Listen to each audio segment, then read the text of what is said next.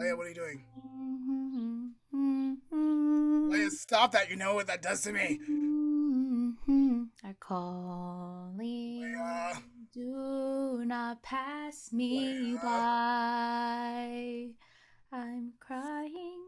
Savior, Savior, hear my humble cry.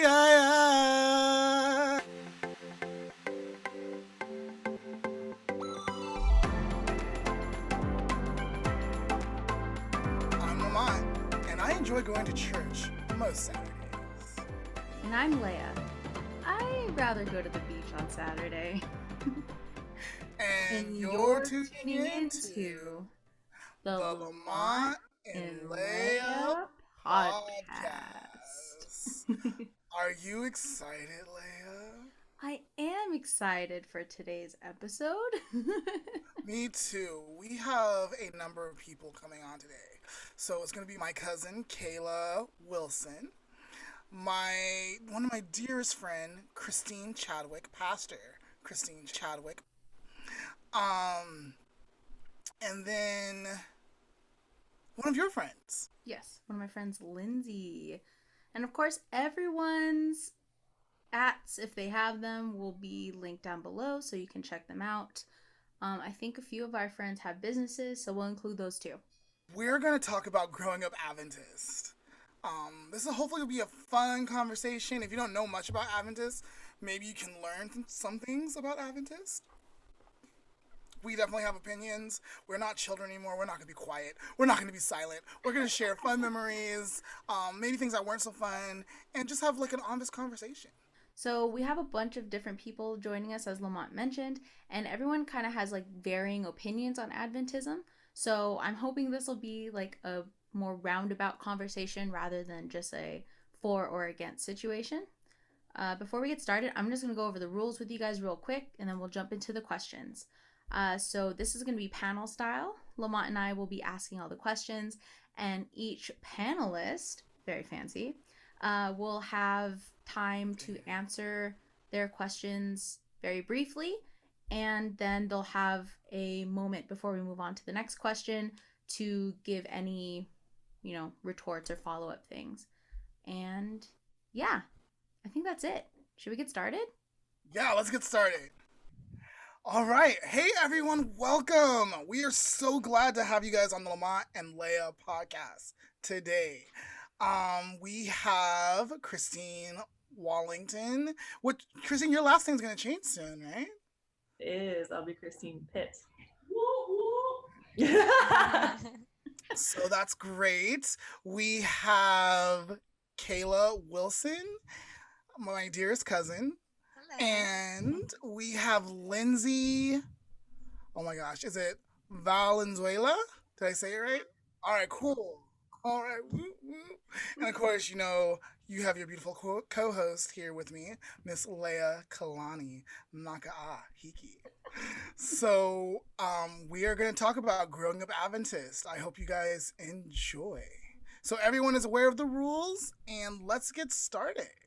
Let us go around and introduce yourselves. Please share with us however much you're comfortable sharing. How long have you been or were you Adventist? Which church you were a part of? If you're currently an Adventist, no longer Adventist, or somewhere in between. And then, of course, your name and stuff too. And so we'll start with Christine. I'm Christine Wallington, soon to be Pitt. I am actually a pastor in the Seventh Day Adventist Church at Costa Mesa. So I'm currently still in the church, and I grew up Adventist. I grew up going to La Sierra University Church, Corona Church, and got to do some leadership and see it from that perspective. And then I went to La Sierra Academy growing up as well. So definitely in it. For better, for worse, sometimes better, but in it. All right. I'm a mom of two, and I was raised SDA. I haven't been to church in quite some time. I feel like I'm maybe an in-betweener. And I'm a stay-home mom. That's what I do. So, I was born into the Adventist religion. So that's how long I've been a part of it. I grew up going to Moreno Valley Seventh Day Adventist Church, but then in my teen years, I started bouncing to La Sierra, Corona. Yeah, so that's cool. I feel like I'm an Adventist, but not really. I just feel spiritual, but like my community is Adventism. So like, do you still call yourself an Adventist when you don't practice all the stuff, or I don't know. Well, we can figure that out. We can unpack that today, and then yeah. Was all the questions? Yeah, that's all. That was okay. All right. So I'm Leah. I think I was introduced to Adventism when I was about 9, and I would have considered myself Adventist until about maybe like 2021. So I'm no longer Adventist. Um, and I also went to Moreno Valley Church with Lamont. Okay, my name is Lindsay. I grew up in the Seventh Day Adventist Church, to be specific, the Loma Linda University Seventh Day Adventist Church. I was pretty deep in there until about PUC time. So I was like 20, 21. And I was like, yeah, this isn't for me. They don't like the gays. So I was like, bye. I still went to Loma Linda to complete my physical therapy assisting degree. Finished my bachelor's at Loma Linda last year, and I'm in my master's at Loma Linda. So I'm still there, kind of connected to it. My parents are still in it, but I guess if you want to slap a label on me, I'm agnostic. Alrighty, thank you everyone for sharing. Yeah. So I just wanted to say, Lindsay, we don't want to slap a label on you. We want you to be comfortable calling yourself whatever you want to be called. I did want to like talk about. I'm actually still involved very much at La Sierra University. I go to the wow. I can't even think of the Sabbath school. I go to I go to Kinship Sabbath School. It is a safe place for gay people and allies. And then I am attending the university trying to earn my master's as well in counseling psychology. So one more year. All right. So what was the worst part growing up Adventist? That is the next question. I would have to say the limitations and the not limitations on lifestyle as much as limitations on ideologies and this fear of exploring other whatever that is. And I have had to go through my own journey of washing out this belief system that people are quote unquote bad based off of where they are, be it in a club, be it in a bar, be it wherever, and not have certain fears attached to personhood based off of where you meet them or where you see them. And so seeing a whole person as a whole person and not good or bad or Adventist or non Adventist and not dividing humans that way, like that's taken a bit to wash out of my out of my mindset, but out of just my feeling base. I think that there's certain indoctrinations that happen that don't make sense, but you just feel it. You're like, oh, okay, that person's not Adventist. You can just feel the room get tense. And it's like, why is that? They're still a wonderful human being. Why does it have to be a label that changes the way we all feel? And I'm such an empath, so I feel things far too deeply. And so even though all of us would say, oh yeah, we love this person regardless, or we love this person even so, and oh, that's so wonderful, they're back, you would feel this sense of like, oh, there's a sense of fear or a sense of needing to help or a sense of needing to protect or a sense of needing to distance. And all of those feelings just were needing to be washed out when it came to how to relate to people as I got older. Awesome. Very nice. That's a nice sentiment. Thank you. Yeah, thanks for sharing. All right, Kayla. Okay. So I'd say the worst part was like the restrictions, especially when it comes to your own body. So I was very involved for a long time, but I knew that if I wanted to be up at the pulpit, like leading song service or something, I had to wear a sweater.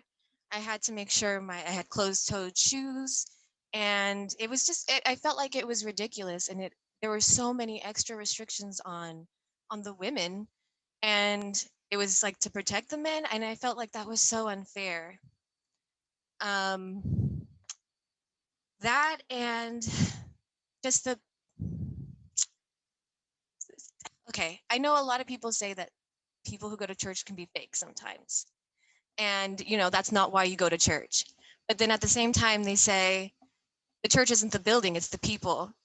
So how do you really separate that? And I think that's what I always had a problem with.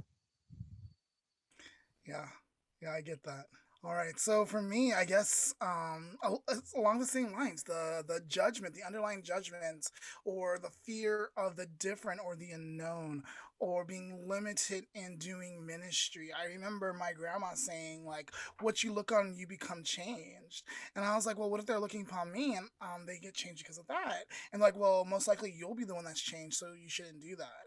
And I was just like, "Wow," like, and I was like, "Jesus, like." He didn't limit himself to just the righteous. He went for the unredeemable people, and he gathered them and loved them and changed them. So I was like, we say we're followers of Christ, but the older generation, I felt like they had kind of blinders on what that kind of looked like or how that could even be conceptualized. And so I think that was the hardest part for me. Everyone so far kind of covered what I was going to say. I would just tack onto that, like, um, at least for the people I was involved with, being told that I should feel guilty or shameful for pretty much everything we just talked about, or things I liked or enjoy doing, even if they weren't necessarily like anything harmful or bad, just being a kid, being a teenager, told that, oh, you shouldn't do that. That's bad. I'm like, well, why? I'm 14. I want to have some fun. I just want to play games or go outside, hang out with my friends. So that's all I have to say about that. All of what everyone shared is definitely up there on my list as well. I just want to acknowledge that. But I think the worst part for me is not knowing what I was missing, not knowing that I was walking around life with this huge wool blanket in front of my face. And when I finally realized that, like in college, oh my gosh, my world just like exploded. Okay. So I think the worst part looking back was that I missed a lot. I didn't know a lot. I was not worldly like I thought I was. So yeah, that's the worst part, just being in the dark. I felt the same way. And yeah, when that wool comes off, it's like, why did you do this to me? I could have been so much more ready for the world. I could have been so much more prepared. I was so naive. I had no idea what I was doing out there. And I needed that help. So Leia, what I'm hearing is there's some pain towards being limited with so many rules of growing up a certain way that we all had to like face and overcome. Yeah, definitely, like when you get out into the real world. And I feel like this is a shared experience amongst a lot of different, religions. Like when you actually go to college or go get your first job or something, you're like, whoa, like what is going on? I know my sister just got her first real job, and she comes home with all these stories. She's like, oh, did you know that on Cinco de Mayo someone brought tequila? It was really cute though. Like it was adorable. She goes, and they took shots at lunch. I was like, Yeah, yeah, adorable. yeah. No, that's totally because like we're like a lot of us aren't experienced in that unless we have family members that drink on occasion, like which I was not exposed to. That's just like whoa, like who does that, right? Especially if you're like sheltered. So I Yeah. totally get it. I totally get it. Mm-hmm. So we talked about like the worst parts, but there's always some good parts. So what were like some of the best parts of growing Adventist, like experience or something? And I'm pretty sure we're all gonna find similarities again. I would have to say the best parts is the community, the tie that is intrinsic in our culture. For better or for worse, there's this culture that we create as Adventists, which tie the community closer together with other churches. Like I would not have met Lamont if it wasn't for Adventist schools, which again create this community feel, let alone Pathfinders and growing up in Pathfinders again. some horrible things, but some amazing, beautiful things. So I don't regret or don't feel like I missed out on having that community feel and meeting so many that I know have different faiths or different traditions or different situations. They always felt like they were alone in certain community questions. And I feel like that those, a lot of them were answered from growing up Adventist deep in a community that was willing to share some of those experiences together. And so I did like that community aspect. I think the best part for me was also the community, the kids that I got to hang out around. They were a lot nicer than the public school kids that I that I had to interact with. Um, and I really I think that's about it. Except for maybe, you know, overcoming like a stage fright or something, being a leading service or something like that. Yeah. For me, I was involved in so much. So the community, right? But then also being involved in church and stuff. Like I was always working on becoming a leader. I became a Sabbath school leader, I think at the age of like 12, teaching kindergarten and then moving up to primary, then juniors, then youth. Um, Pathfinders, being able to drill and march and then lead a team, singing. Christine and I started a singing group in high school, and just singing for our church and singing for the Lord and being in those moments, and really feeling them and really believing what we were saying and doing. Um, and then just trying to be like the best example for like school communities. Like I was picked on a lot for being different, and we all know what my difference is. I'm pansexual, but like trying to like live a good life and a good example, and then people eventually learning and saying, "Hey, you know what? I'm sorry. I was immature. I was stupid, and stuff." So yeah, very good memories. As nerdy as it sounds, my favorite part was Pathfinders. Just something about like striving towards all the patches. Perfect. For those that don't know what Pathfinders is, who may be watching or listening, it's kind of like a Girl Scouts, Boy Scouts sort of situation, but based in Seventh Day Adventism. So yeah, my favorite part, heading towards those patches. I like to collect as many as I can, and if I'm being honest, I still kind of work on them on the side sometimes, just to add to my collection. I have quite a few right now, actually. And then my second favorite part were haystacks, potlucks in general, the food, some churches. Oh, I got so fat, man. So yeah, haystacks for sure. That was the best part. No. I think I'm really appreciative now that I learned about the health message, you know, about the exercise, eating well.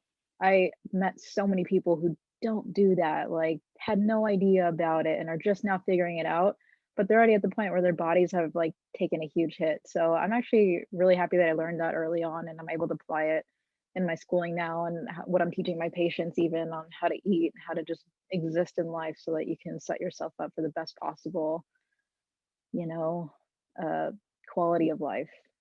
So, yeah. That's a good point. Yeah, the health stuff. There's a lot of things that I learned that I like tell my friends or even tell certain adult nurses that I know. Haystacks are it's like a nachos, but without nachos. So like sometimes people might add nacho cheese, but that's not common. So you would start with the chips, you would lay your beans, and then different things. Like what are some of the things that you guys would put on your haystacks? So chips, beans, and then what? I feel like Lettuce. normal people call these taco salads, right? That's what I've learned in my adult life. They call them taco salads. So Yeah, pretty lettuce, much. cheese, guac, I don't know, just And have Jalapenos, sour sour cream. cream and yeah. salsa. Tomatoes, olives, Hmm. Some lettuce. jalapeno. If you're feeling spicy, some jalapenos. Mm.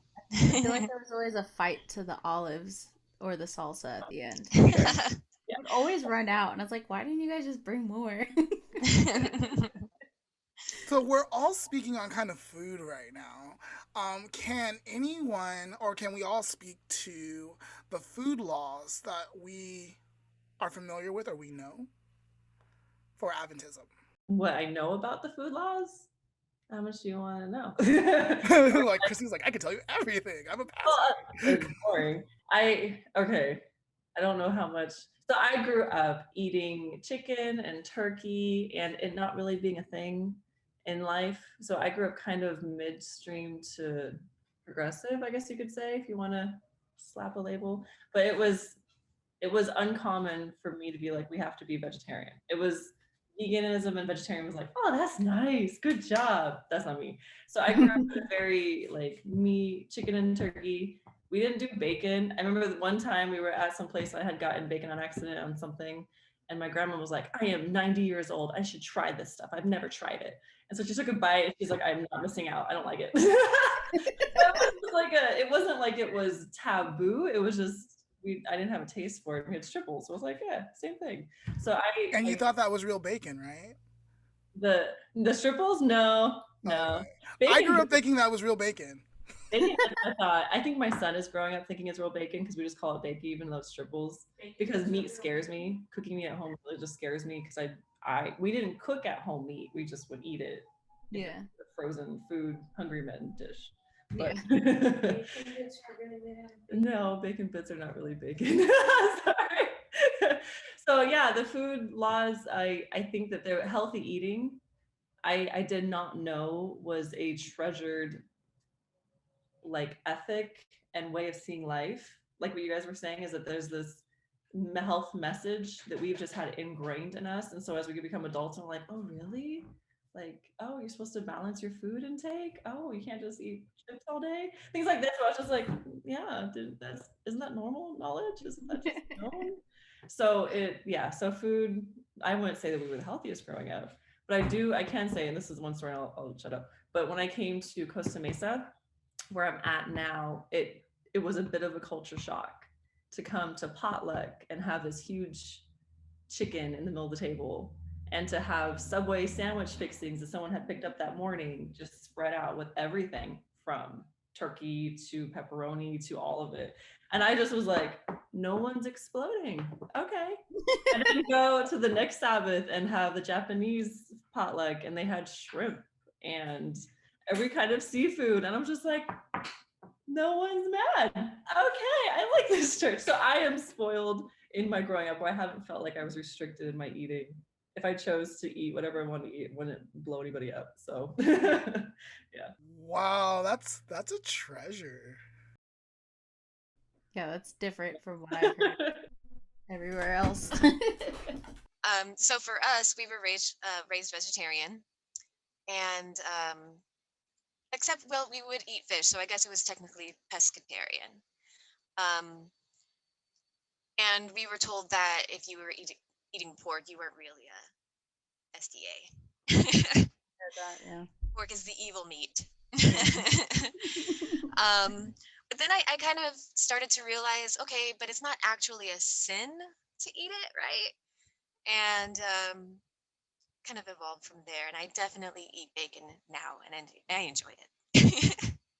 Whoa, that just blew my mind, dude. You're right, though. When did it say it was a sin? Oh my god. Yeah, Leah. I'm So in a crisis right now. no, yeah, Leia. So like it says we shouldn't eat these things, and there's reasons we shouldn't eat these things, right?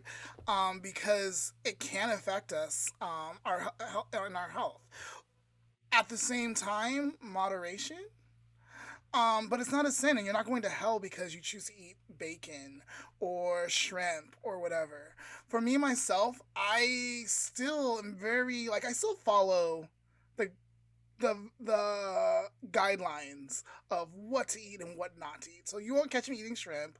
You won't catch me eating bacon or pepperoni. You won't catch me eating any kind of like crab or anything like that. I do drink caffeine, which is not an Adventist thing.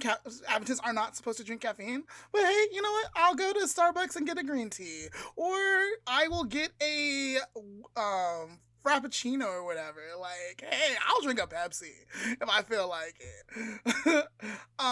So like that's not too bad. But also, did you know that we're really not supposed to drink sodas? But I didn't realize that was an Adventist thing. I kind of picked that up from a video somewhere. I was like, I grew up drinking soda all the time.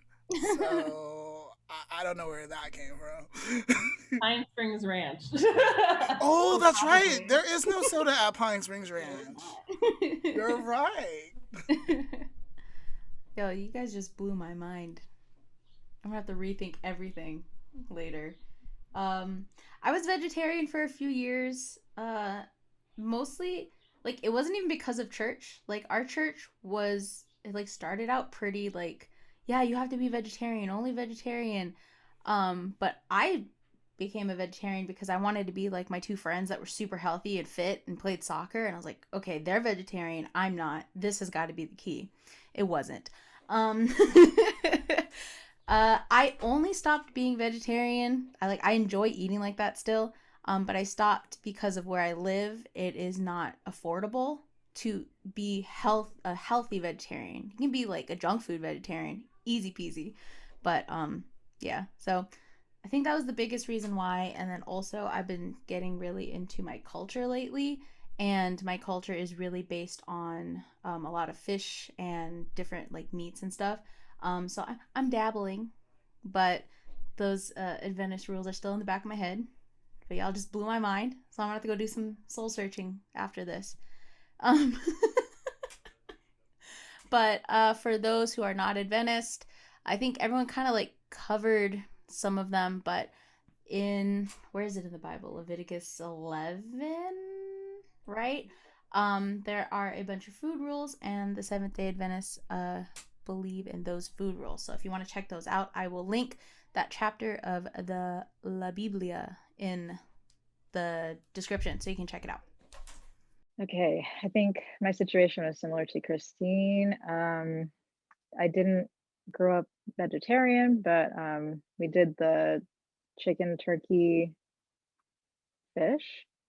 I grew up just with those, like and beef, I think, just with those. So as I've gotten older and people are like, oh, let's go eat lobster, I'm like, oh, low-key scared because like I've never tried it before, and like, what if I die because I have food allergies for everything else? So like, if I do try it, I'm definitely gonna be by a hospital. It hasn't happened yet though, so not really brave. I think I did try pork once and I was like, oh, this is good, but I'm like, I'm not missing it though. Like, I don't need to make it a part of my routine. So currently I'm trying to do more of a plant-based type of thing just because cancer runs in my family, and I'm like, pushing 30. So I'm like, I just want to keep healthy for as long as I can. I definitely have a drink of alcohol though.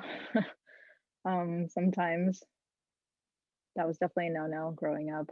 After I discovered that I wouldn't like die and become an addict with my first drink, I was like, you know what? I'm gonna chill out and just have like a glass of wine here and there. Like, it's fine. But yeah, that's it. Yeah. Yeah, for sure. Yeah, also no alcohol in Adventism, I think. Yeah, for the most part. Um, yeah, for sure. It was always weird to me when I would go over to my other like Christian friends' houses and like their parents would have like a beer or wine. I'm like, wait, aren't you Christian? They're like, yeah, so. I was like, oh yeah, forgot. Different. Yeah, no, I don't drink alcohol either. I stay away from it, but also not because I haven't tried it. I've tried it. It's just Lamont. I sipped here and I'm there. joking. I've sipped here and there, and it's just gross. Like, to me, like, alcohol's gross. Why? And then I seen, like, I'm a vicarious learner.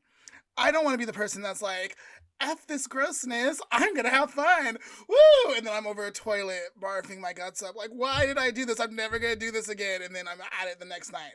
I'm like, I don't see the appeal, but no judgment to anyone else who does.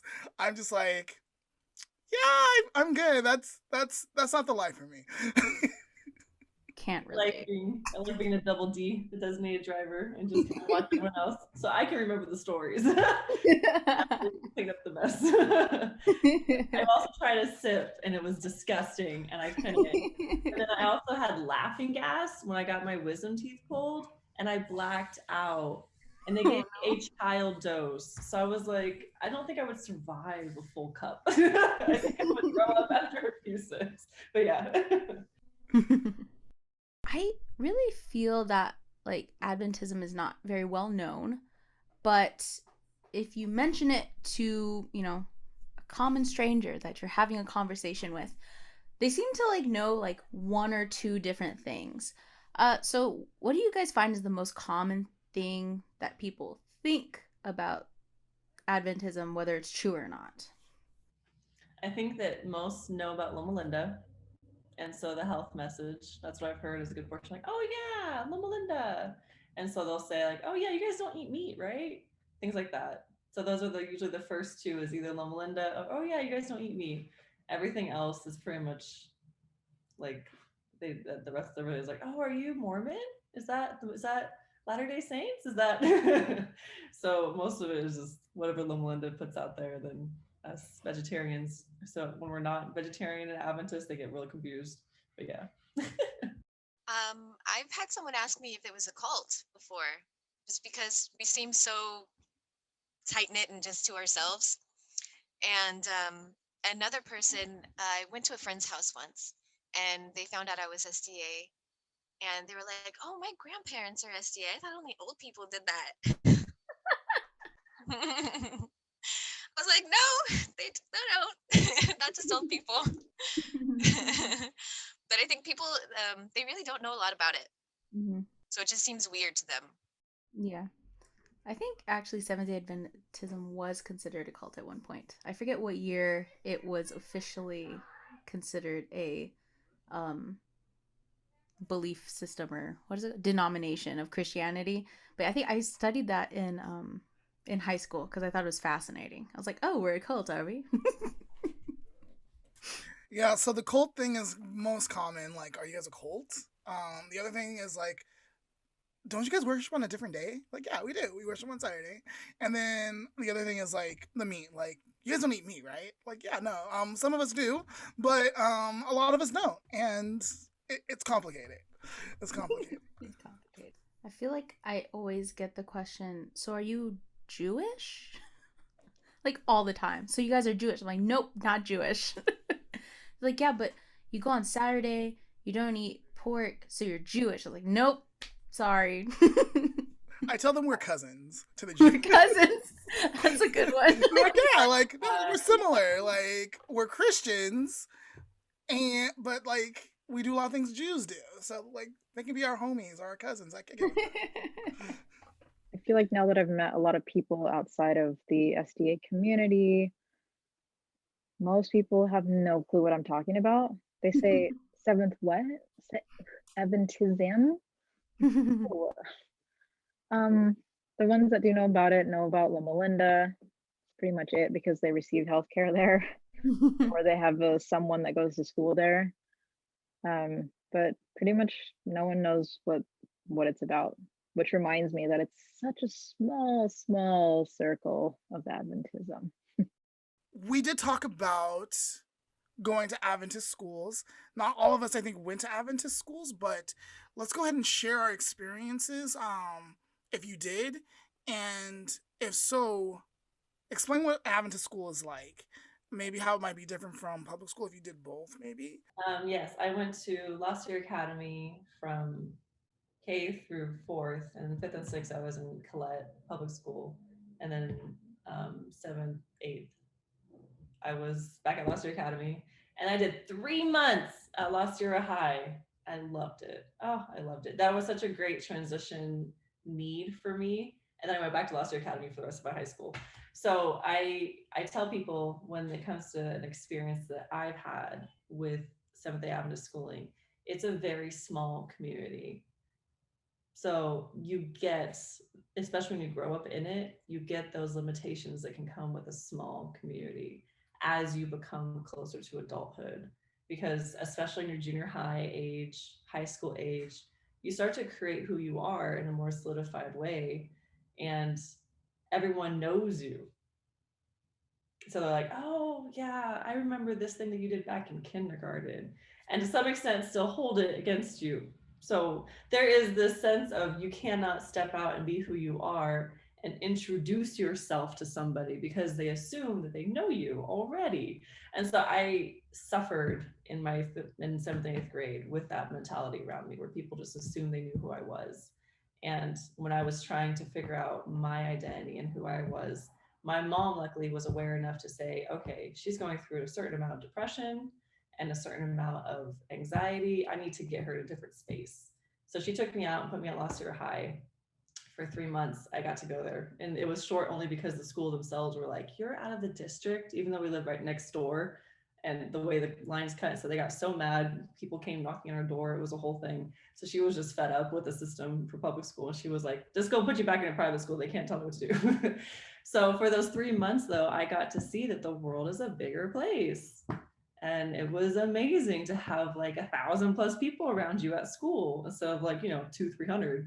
So it was just a great experience for me to go able and introduce myself to somebody and say, hi, I'm Christine, and them not know who I was. Like, I loved that so much. And so to do that and to be able to talk about my faith with people who have never heard of Adventism, I had never had that experience before. I got to do that as a teacher when I was at detention. So fun things like that were just experiences I know I needed to have. So I loved that Adventist schools had such a great community that connected everybody. But I treasured being able to go to a public school and see that the world is not just the small little community of Adventism. So, comparing it to public school, um, it was kind of the same. It was the same in a lot of ways because um, it's still kind of cliquey. There's still the groups on their own. They all kind of do their own thing. But then there was also like an extra layer of judgment there because it was like, how good of an SDA are you? Like, and at public school, no one cared. No one cared what your religion was. No one cared if you were following it right. And I think I kind of took that for granted when I was in public school. And yeah, so when I went to La Sierra, it was very different, but kind of the same. For me, the public school kids were just as mean as the Adventist kids. I got picked on for being different because I was different, because children who grow up in judgmental families see difference as a weakness. So, Adventists can be some of the most judgmental people. They are not immune. It takes a special heart to like learn to put aside your judgment, which I found immediately in Christine. I remember like Christine just looking at me in the lockers one day, and I was like, "Hi," and she was like, "Hi," and we like I knew from then. I was like, "We're friends." Do you remember that day, Christine? I don't remember that day, but I remember being like, he's mine. I will blame him. He's my. We always talked to each other like we were brother and sister. Like that was just an instant connection. So Adventist school was hard. I tried spending the first 2 years trying to get out of like high school there, like go to public school, because I wanted to disappear into like the crowd and not be noticed and not like stuff. I also wanted to experiment with goth. I think my mom knew that, so she really wanted me to be at Adventist school. After my not successful escape after sophomore year, I was like, might as well finish my last 2 years. It's only 2 years, right? All right. So I went to Valley Adventist Christian School, 2nd grade through 8th grade, and then I went on to Mesa Grande Academy, finished out my high school, and then I went to University of Hawaii, which is a public school. So I thoroughly enjoyed my high school and elementary days. Like, I thought they were so fun. I liked that there wasn't a lot of kids. That was fine for me. I mean, I got picked on, but like, who cares? I had my good friends. Didn't matter to me. I kind of liked being sheltered a little bit because I did have friends that went to public school and they would tell me like these horror stories. And I was like, no way. That's no. But I think by the time I went to college, I was like, okay, I think I a little more, mature. I can go off into the world or whatever. And I enjoyed going to like public college. Like that was so much fun. I got to meet all these different people. I think the high school I went to, we did have, it was Seventh Day Adventist, so we did have like chapel and church and stuff and religion classes. But I would say that that high school did a decent job of allowing people to kind of like do some free thinking. Some, not all, some. I think my biggest issue with at least my high school was the way they handled our like there were a few gay kids at my school, and I did not appreciate how they handled it. They did a little bit better than some of the other Adventist schools in the area, where they pretty much just told one student in particular, like, "Hey, you can be gay. That's fine. If you have a boyfriend, you guys just cannot have any like PDA on campus." And I was like, well, I guess that's better than like you need to leave our school, like some of the other high schools I had heard of who asked the students to leave. Um, I think that was probably my biggest issue with them. But I enjoyed my time in Adventist school. I think yeah, it was a lot of fun. I started, let's see, first grade through a few months of seventh grade at Loma Linda Academy. Got bullied out of that place so fast. So then after that, I went to Redlands Adventist Academy. Fewer kids, not as much bullying. I actually got to participate in sports and student leadership, grading yearbooks. So I actually had a lot of opportunities at that school. I had a few friends that left to public school, and I was always kind of wondering. I think if I had a redo, I would definitely do the public school experience because, like, why not? I probably would have found more people like me anyway.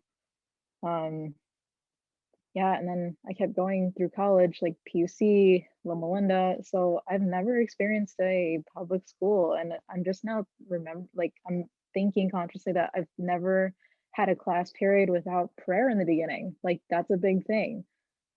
Like I never experienced that, and I'm just now realizing that. So I don't know if I would notice or not notice. I definitely notice that they pray because like it makes me uncomfortable now. But like I'm like, you do your thing. Just don't expect me to like add to your prayer requests or anything, But yeah, that's a weird thought that I'm having now. Um, but yeah, school was rough for me. Uh, I developed anxiety at like age 12, so that was fun. I hated school, still hate school, just doing it because I know that I will gain really important tools and networking and all that. So yeah. Yeah, I wasn't too impressed with Loma Linda Academy, honestly. Like either. Like I almost went there for high school, and I'm so glad I didn't. Like, Me too. I'm because glad you didn't too. a few of the kids I had met there were like what we call in Hawaii high maka maka. That's kind of like, you know, turn your nose up at people. And like I was the weird kid, and I got bullied at my high school, and I was like, I don't even want to know what it would have been like at Loma Linda. So sorry, Loma Linda, to put you on blast, but you Do kind of something about it. I don't know. yeah, exactly. Have you had any SE teachings that has influenced you positively or negatively? Let's talk about that. I appreciate um, I appreciate a good portion of our doctrines and our belief. Like, so teachings and doctrines completely different. Like teachings is just like fun little ways people want to apply it. But for doctrines, I do appreciate some of our differences. Uh, Save the Dead, as much as that one is not something I go around talking about when it comes to someone, especially when they just had someone pass and they have their own belief system, I'm like, amen. But for my own thinking in my own head, I do appreciate that death isn't seen as salvation. The death is seen as a sleep. So for my own, I'm only 32, but like the thinking of deathness that I think we all start doing as we get older, I have really just appreciated that it's a sleep versus it being a mode towards salvation. Um, so there's that. And then of course there's like our seeing Christ as personal. There's a lot of doctrine. I'm a pastor, so there's lots of fun things I could talk about. But as for, of course, the teachings, because this is not a doctrine, it can apply to certain doctrines, but the teaching of being against the LGBTQ community is disgusting. I've never been okay with it. Like I would be a-okay with being fired for that. So there's a lot of like in the church, the school community here that I get to minister at Orangewood Academy, as well as my church in Costa Mesa, I've had such a great experience in being able to create safe space for those who are gay, because they're completely in every community. And so I, like, right now, I'm just kind of waiting for, there's a lesbian couple that moved up north, but they're still part of our church in some ways. Like, I still see myself as their pastor.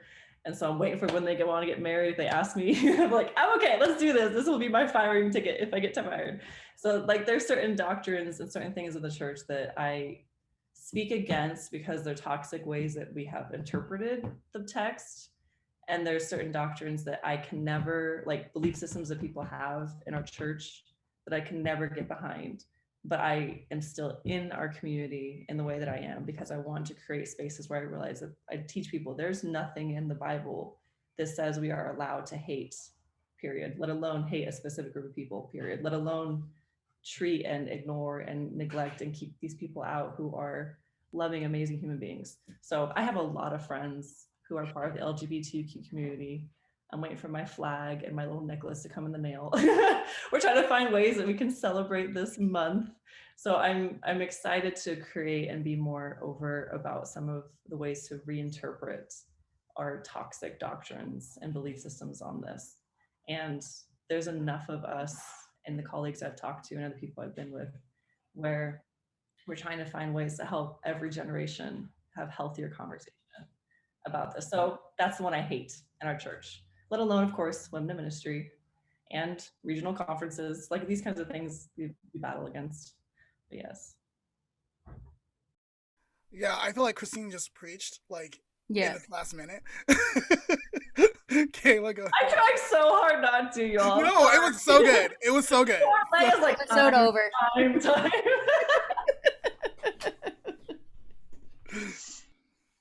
I'd say a big positive for me was the health message, and also just that belief that, you know, we're all kind of the same.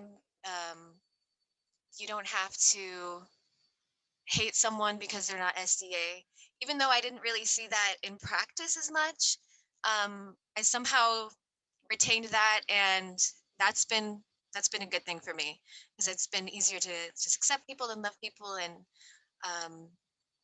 I'd say a negative part, though, would be kind of the flip side of that, like learning to be judgmental in some ways, and like I had to break myself out of that.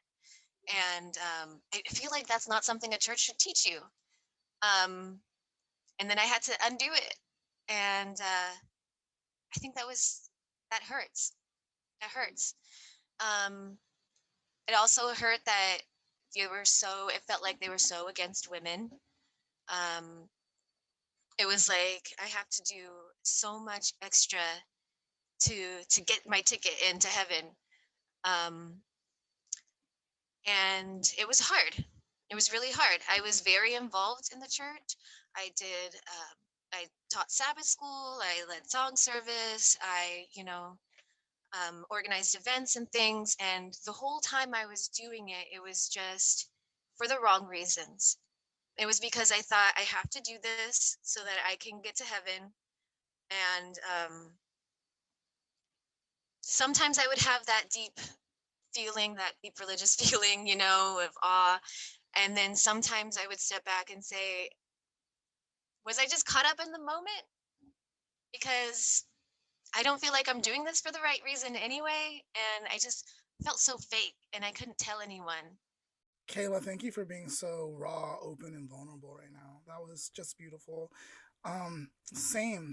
So I grew up with the message, God is love. And take people as you are. Was it practiced often? Did I see it practiced often? No, absolutely not. But it was such a powerful message for me. And I think because I knew I was different, that it had to be true for me. And I had to, give other people that space, And so I appreciate that God is love. Come as you are. We're going to love you completely. And if you know me, that's kind of how I live my life.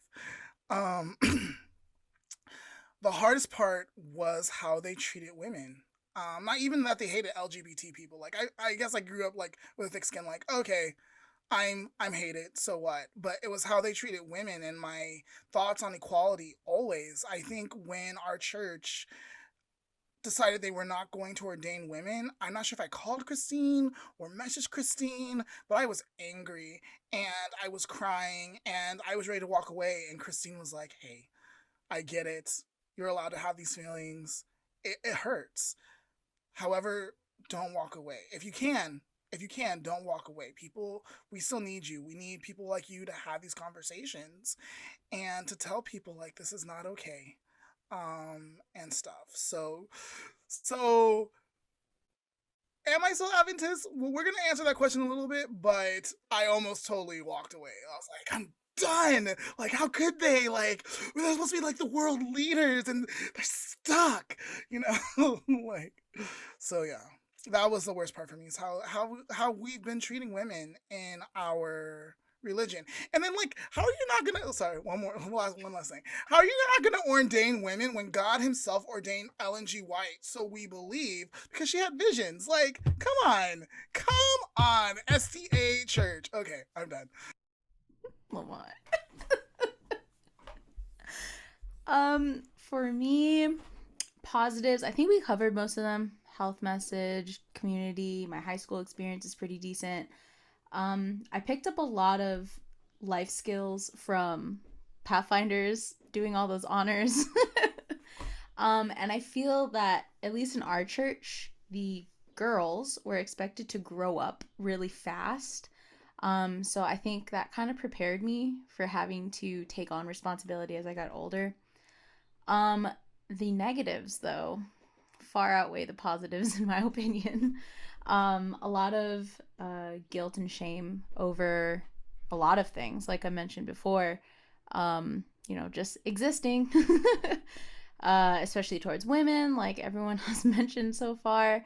Another one that I don't think a lot of people talk about is the erasure of different cultures. Because, I mean, at least in my family, we're Polynesian.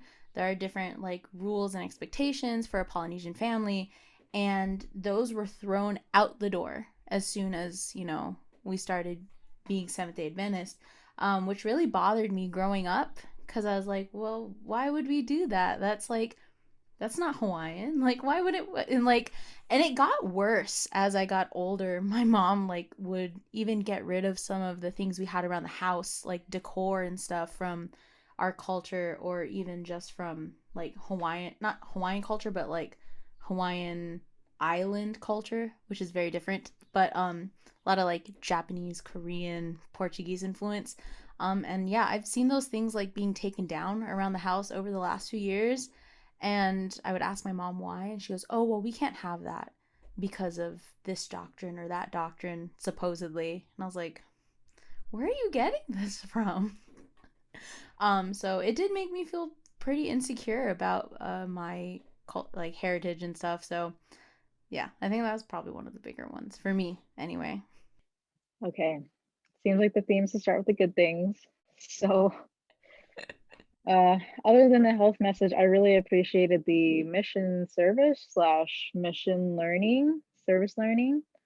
I don't know if it was more my family who got me into it, or mission trips at school or at church, but either way, I've been involved in mission service since I was a kid, and that has stuck with me because helping others is not something I think that should be solely religious based, but just do it because you're a good person. Like, people need help. People want to fellowship with you and be a community with you. You can have your differences, but that's one thing that stuck with me because they're always about helping people, regardless of their actual motive. The point they said out loud that was written on paper was to help others, to be community with them. So I appreciated that. What I didn't appreciate, one, I didn't get to learn about my LGBT culture until I got to PUC, and I was like, oh my gosh, the Castro, like, wow, San Francisco, wow, like, Yeah. my people are here. So like, I didn't get to learn about any of that till way later. And like, how cool would it have been to celebrate Pride as like a fifth grader just to celebrate it, just to be happy, like rainbows and glitter. Who doesn't like all that? Okay. So I hate that I didn't know about any of that. I hate that I tell people I have 3 strikes against me. Okay. I'm gay, I'm Hispanic, and I'm a woman. Oh my gosh. I have to try so hard in this world to get to where I want to be. And I felt that way even in the SDA culture and have tattoos. Gosh, shoot, that's 4. 3 strikes already, I'm out. But yeah, I like Leah said, there's a lot more bad than good in my opinion. And kind of I think my parents kind of took our culture away from the home as well. One that sticks out is the Day of the Dead. Mm-hmm. They didn't celebrate that because Seventh Day Adventists believe that you're just asleep. And I'm like, but it's so like you're so the culture, the tradition is to build an altar and put your family member's picture up there, and you can put offerings if you'd want, like things that they would like or eat or whatever. You make it how you want. So I do a version of that now for myself, since especially since my grandmother passed, I was really close to her. So I make a little altar. I put flowers up there and her picture up there and a few of my other family members. And to me, it's like such a respectful thing. And like, why did you lose that? You know, like it's such a big part of who I am. I feel so whitewashed inside because they took away all of our culture, and I've had to slowly adapt and get myself back into it because I appreciate it so much. So I don't know, I've created my own culture over time. Costa Mesa, I've had people come to church for the first time and they're just like, so what church is this? And I'm like, it's an Adventist church. Like, no, like what culture church is this? Oh, like, you look around, you tell me. Because we have Japanese ministries, we have Hispanic ministries, we have Korean ministries now kind of starting up. I love and want to treasure diversity in our church, and it just hurts that that's something that hasn't been. I feel like you're kind of lucky that you got that. Oh yeah. Because when I was little, we went to the black church, and there was a different type of music. And then when we moved to another city, all they had was the white church, and that's when they started teaching me that, oh no, your culture was wrong. You should not have had drums in the church. You should not have Right, right. electric guitars or anything like that. Like, the style of music has to be straight from the hymn book. You have to sing it exactly like the hymn has it. Otherwise, you're going to lead people down the wrong path. And at that church, I won't say where it was, but at that church, I experienced a lot of hate for being black. Yeah. And one time, I'll just say this. One time we were trying to do something cultural because someone was going to Africa on a mission. And they decided to put on this kind of African day, but they did not consult anyone who was black, mainly my family. And it was horrible. It was so embarrassing. And they dressed the children in blackface. I could not believe it. I was disgusted. I was disgusted. And there was nothing I could say. Because if I said anything, then it was just me complaining. Because I was like, me and my family were the only black people there. And it was a horrible experience. The first time I met that pastor, if I could just add one more thing, I sat down to meet him. Sorry? Is he still a pastor? Is he No. pastoring still? No. No. Okay, good. No. The first time I met that pastor, me and my mom sat down just to meet him, catch up with him, introduce ourselves. The first thing he said to me was, "Oh, you don't like the way God made you." And then he got up and left. And I was like, "What?" And I was like, "What is he talking about?" Right? And then my mom was like, "Oh, you have nail polish on." And that was it. That was it. Wow. Wow. I have recently learned that there has been a white voice presence and this was something I just recently learned by being able to connect more. a Filipino pastor and I believe it was Samoan pastor. They both were explaining that whenever a white pastor would come into a certain community and preach, whatever they said was taken as truth. And so, like, one of the pastors, I hope it's okay to say his name, JB, he's over here at We Love Filipino, and he shared how they used to he used to read Harry Potter, and sure enough, some white guy came in there and preached against Harry Potter. And he was like, all of a sudden, all of my books are being taken away from me because I couldn't have Harry Potter, which for years was fine. My belief system was that if someone is in your community, like if a black pastor was to come and speak to a black church, that would have so much more weight and power than someone who was a white person coming into that community, because like you just don't know. But I was ignorant on that regard, and so they were saying like a lot of them will come and ask me to preach in certain contexts. And I've only recently learned it was because they wanted me to say a message that they've been saying, only for it to be heard in a way that had certain weight. And yeah, so which is sad, disturbing, and I'm curious. I would love to do like an anthropological study just to figure out why that's the case, but it's probably very much so tied to our religious roots, thinking that Adventism is aka white peopleness, which is a little ironic to me because it was doing the anyway. Study. I haven't done it, but it'd be an interesting study. Yeah. I feel like I've seen that because we would have every so often we have like little conference things at our church, or what were they called? The what little Camp meetings, maybe? no, I don't know. We would have a pastor and it would be a thing, and we would have posters and people would crowd the church on Tuesday night or something. And like every time we would have that, there would be some major shifts in like how the church functioned. And 90% of the time it was a white pastor who came in. So, and I think a few of the pastors who made my mom feel weird about having like our cultural things around the homes were the white pastors too. So that's very sad and interesting and concerning. We have one final question and then we can wrap it up, right, Leah? Yeah. So I do want to thank everyone for sharing the how the teachings have influenced you positive and negatively. We did get a little off track, but I do want to thank everyone for sharing those, because I know sometimes it can be a little weird to say some of the things that we said. Anyway, moving on. So for those who are currently still Adventists, why have you chosen to remain in the Adventist church? For those who are no longer Adventists, why did you leave if you want to share? And for those who are in between, why do you want to stay and why do you want to go? I'm in the church, for the most part, want to stay because I see a lot of hope for change and I want to be part of that change. Granted, it means I have a very loose attachment to my label of Seventh Day Adventism.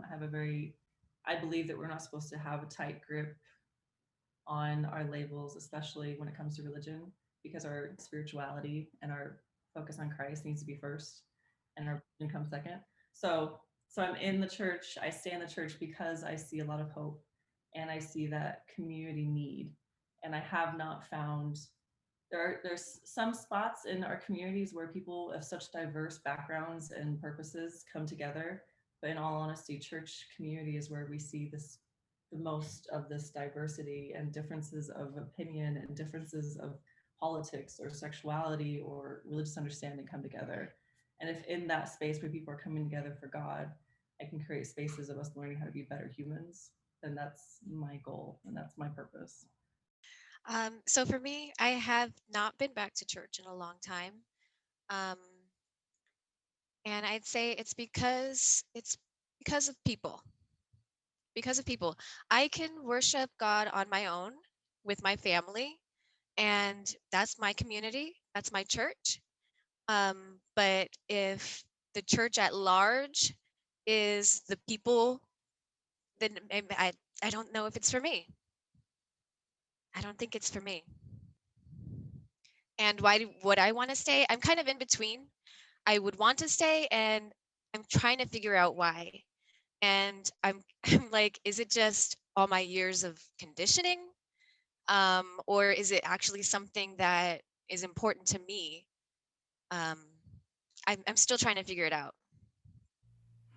Kayla, I hope you do figure it out because it's important. It's important.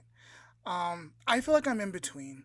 I feel like I've been in between a long time, and I think for the same reasons Christine's saying, like we're not really supposed to have a tight label on I am Adventist and this is what I do, so therefore this is what I am.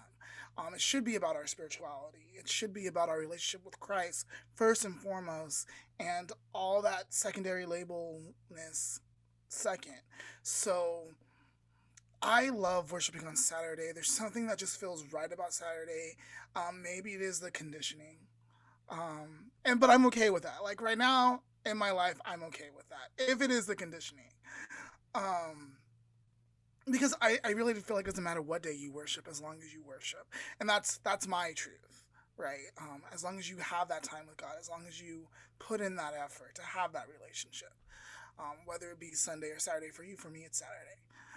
Um, why do I want to stay? I do feel like there's hope. I do feel like there's hope. I do feel like out of all the religions that I have researched and trying to find my place, what calls to me, Adventist does call to me the most. And again, is it because of the conditioning? Or is it because the messages are real and we do have the potential to reach those messages? Just too many people get in the way of that, as Kayla was saying. It's the people. So, that's where I am. I'm Team Christine, so if Christine ever needs like Lamont, like I need you to like come like do the spiritual thing with me, I'll be like, down, Christine. We're gonna change the world. Let's change the world. So, that's just kind of where I'm at. So call me Adventist, fine. I'm not gonna be like, no. Don't call me Adventist, fine. I am a child of God, and I kick it with the Adventist homies. Okay. For me, I am no longer Adventist. Very recently, actually, like maybe within the last 2 years. Mostly for me, it's because I have decided to try and get back into my cultural roots and stuff. And I'm noticing that a lot of the like teachings and stuff of the church seem to go in the opposite direction of the values that my culture has. Is that 100% true? I don't know. That's just what I'm noticing. Um, and I don't think there was any like one defining thing that happened or whatever. It just kind of one day I was just like, no, not for me. A lot of the things I do value from the Seventh Day Adventist Church, I'm finding you can also find outside of it, like the community, like the health messages, and there was one more. What was it? Oh yeah, like Lindsay said, like the missions and helping others. Like you don't have to be a part of the church to be a part of that. So the only thing I miss is Pathfinders because I can't be a Pathfinder.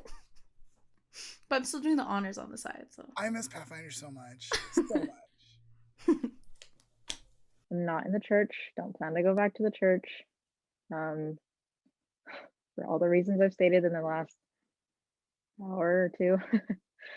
I think I really like to focus on spirituality because I still think that's an important part of, for me, it's an important part of that holistic human being type of thing, which has not left me.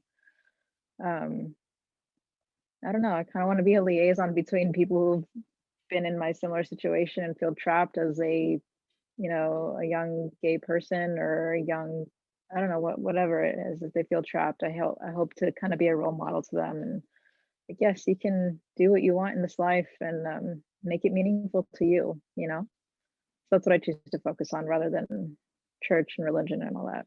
everyone seems to be saying like the same things, which coming from like different like viewpoints on Adventism as a whole, it kind of makes me feel a little better. Like I didn't want to be like one of those people that goes around bashing someone's religion just because I had a bad experience and don't agree with it. Because I see a lot of people doing that nowadays, and I was just like, yo, I respect like what you believe. Like that's fine, and I do what I do. So it does make me feel a little better that there are some shared opinions amongst our different viewpoints.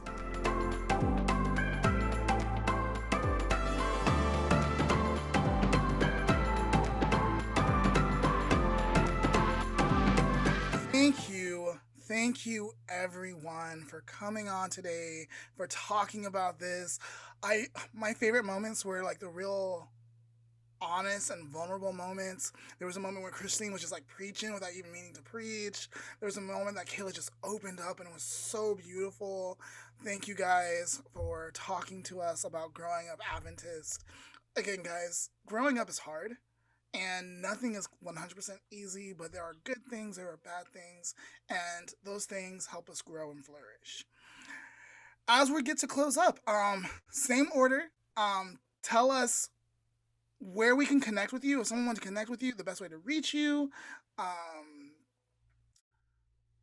yeah, let's do that. The best way to reach you guys. Let's do that, and then I'll do a couple more things. Instagram and Facebook, I guess. Or otherwise, www.costamesaSDA.org. But yeah, Instagram, Christine Wallington, Facebook, Christine Wallington, which I probably should change that too. But yes, you can find me on there. You can find me on Facebook. That's pretty much all I use. Just Kayla Wilson. I'm mostly on Instagram, also on Facebook. I will give you guys my email that you can drop in your description box about. I don't know. You can drop my email down in there if people want more info, questions, whatever. And then you also have 2 side businesses, right? Can I go put those in there too? You can plug those in too. All right. Oh, tell us a little bit about your businesses. Listen, it's a little bit slow because the master's program and I work full time. So, but on the side, I like to do arts and crafts. I work with the cricket. I like to tell people that I'm like Martha Stewart, just without the jail time. I also do photography on the side, just here and there, amateur at best, but like I enjoy it. So I have 2 separate pages for those things. All right, and we'll link both those pages so you guys can check them out. Speaking of which, is there any big project or any project that you want to share that you guys are working on that you want to share with us and our listeners and viewers? And then lastly, I've been doing this and I think it's so special. Is there any final message that you just want to share with the people who are going to tune into this? I would like to make sure that all my SDA family and friends know that I love them very much. I don't hold SDA against them. And it's just all love. That's what I want. That's what it should be. I remember reading a quote, I think it was E.E. Cummings, but he said, it takes courage to grow up and become who you are.